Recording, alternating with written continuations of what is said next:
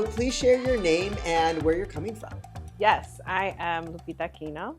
I am coming from Maryland. Nice. I used to say Welcome. Washington, D.C. until I got called out and be like, you're not from actual D.C. But I mean, people don't know Maryland. They're like, Maryland? Where? So, No. And Lupita, we like to ask our guests, like, what type of cuentista that they identify as. So, what type of storyteller oh, cuentista do you identify as? oh man. I don't know. That's such a good question. I have not thought about it. Maybe just like a cuentista for myself. Yeah. I mean, like, that sounds kind of like obvious, but I think the stories that I want to tell are just for me, Yeah. not necessarily for the public. No, I hear, and it's also beautiful because like stories are both like for yourself and like for a larger people, and it changes, right? It shifts like whenever you want to share, when you don't. But I've been following you for a very long time, a huge fan of all the content that you post. And we have a question, like, what is your preferred reading method? Is it hardcovers? Is it e-format? Mm. I love a good paperback. Mm. I love to collect a good hardback. Mm-hmm. So I will like if they send advanced readers copies that are in like paperback form. So I will like scribble that up and take notes, and then I will have a hard copy that I will keep. Nice. But I have shifted and I started writing in hardcover because I'm like, life is too short. This is mine collection, and I'm not letting anyone borrow it. And like talk us through what that writing, like what that reading and like jotting the note process looks like for you. Like what do you highlight? What do you like? What do you write? Like what does that look like?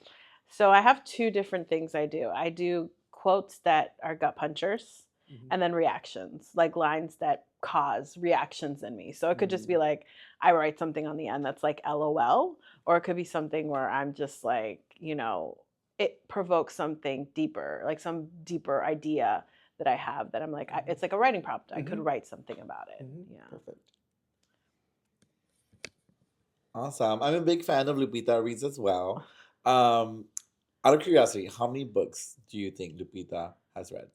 In total. Yes, in total. In my whole entire life. Entire life. Oh, Lord Jesus. Oh, man. Oh, I don't know. I'm just going to say 1,000 maybe. Yeah. Did you win every like reading contest when I was a kid? No. Yeah. I'm not sure, but I'm figuring this out that I believe I was early on when I went to school, I was identified as dyslexic and I had no idea. So I think I struggled with reading a lot growing up. Even as an adult, I'm like, wait a minute. I had a whole special education plan in IEP, and I only know this now because my kid's in school and I'm learning about the stuff. And I remember the paperwork and getting pulled out of class and having to have extra help to read and to write and to do math, which is I from what I deduced from the paperwork that I had dyslexia. So it was it was not something that was just that came to me that was easy.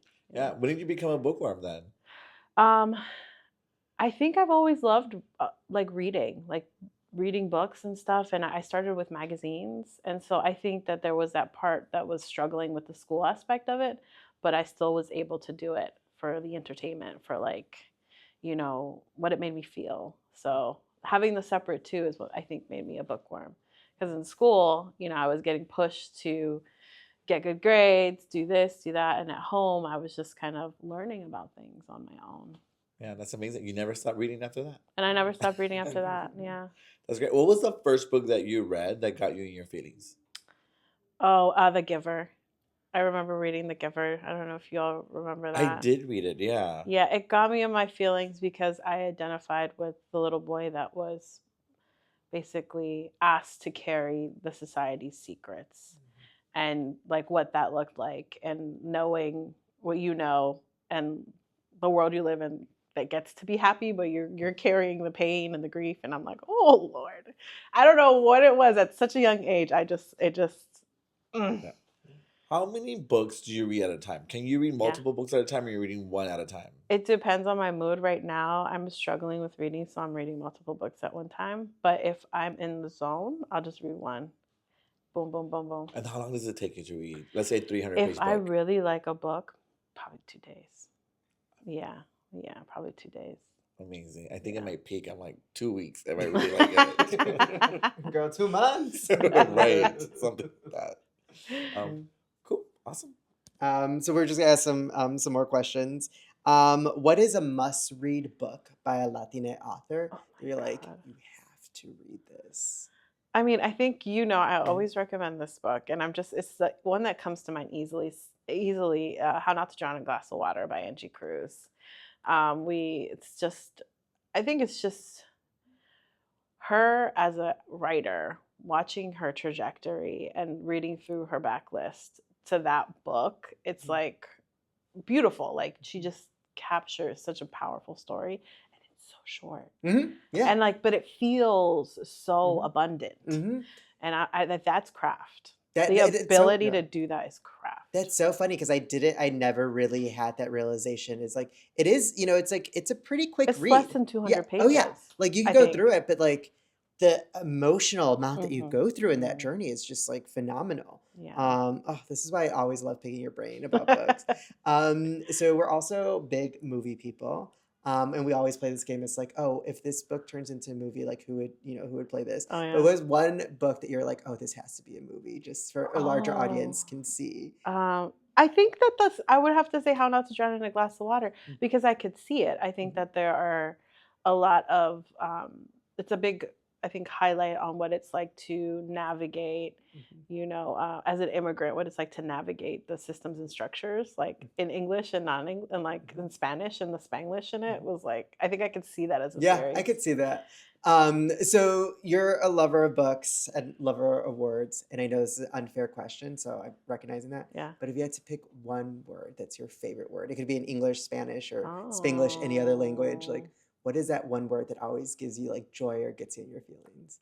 lesbiana. Lesbiana? Yeah. We Beautiful. gotta do Perfect. it. Yeah. You have to lean And in. I say that for my Mhm. mom, who's Mhm. probably like, I know. She's like, can you not? Can you just tone it down? Just so, yeah. yeah. We Yeah. had a whole conversation about that the We'll other send day. this clip to your mom. I know. Please It's do. With love. Please do. Please do. There is this very famous Spanish dicho that goes, Dime con quién andas y diré quién eres. Uh-huh. Help us understand who Lupita is by telling us who your community is. You. I'll give you your $5 later. Perfect. Yeah. So, no, I think, I think I've connected with a lot of really amazing bookish people. I think for the longest time it was hard to find a Latine connection with books and community. Um, and but in the same breath, I feel like connecting through books, you're gonna find Yeah. your people if you're a book lover, And I found a lot of really great people. So, All right, well, let's get spicy here. uh-oh. What interview left you awestruck? Interview left me Yeah. awestruck. Or you really like, oh my God, I love this author. It was great. Your best interview. Oh my gosh. Phew. I interviewed Mira Jacob a couple of times. She's the author of Good Talk, a memoir, a graphic, or a memoir and conversations. I'm sorry. And I think anytime I hear her speak, I am always in awestruck because the way she's able to really be vulnerable and showcase and process her vulnerability, I don't know, it's just powerful. Yeah. So you're a lover of stories, and there's just a lot of power that comes with these stories. Mhm. And I just want to know, what was the first time that you realized that language and stories have power? Oh, wow. That's a really big question. And we could skip it too. No, we don't have to skip it. I think moments like these, like Mhm. being here at a conference like this is a reminder. I can't particularly remember a specific time, but yeah, just realizing that you're part of a bigger thing, like a bigger experience and you're contributing to it. So And this is great because it's the first time that this Latinx Storyteller Conference is happening. And what has been one of the most exciting or surprising interactions that you've had or experiences being here so far? people coming up to me, I think wanting to take pictures with me, which I'm Mhm. like, I only had, it was like 2 or 3 people, but it's so funny, and not funny and not in a bad way. It's just like surprising, surreal is the I thing mean, to you also keep have saying. Alex, who's like the founder of all this, like being like fanning over you too, just because of the community that you've built online to like really tap into like Latinas read, like Latina people who read, and it's just really beautiful the work that you do, and we appreciate it. Yeah, I think when I hear that a lot, like the work, it doesn't feel like work. So sometimes for me, it's like I have fun. This is what I just do, not because it's work. And that's probably just me thinking about capitalism and work versus like, what you do in the world is your work, is your testament. So Yeah, I've spoken to friends where I'll mention, oh, I had dinner with Lupita Reads, or when we ran into each other, and they're like, Lupita lives in Maryland or DC. I'm like, yeah, she does.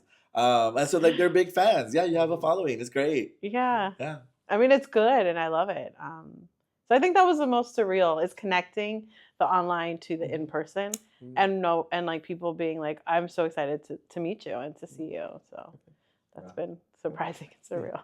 Well, thank you so much, Lupita. Follow Lupita at Lupita Reads. Yeah. What are you currently reading now, Lupita? Oh, I am reading a bunch of things. I'm finishing up rereading Ada Lamone's poetry. I got to interview her. That was amazing. Awestruck moment too. And then what else am I reading? I am reading Colored Television by Danzy Senna. And I'm also reading Oye by I'm reading, there's a couple of things I'm reading. Oh my God. On audiobook, I'm reading stuff too. So you do audio too? I do. I love audiobooks.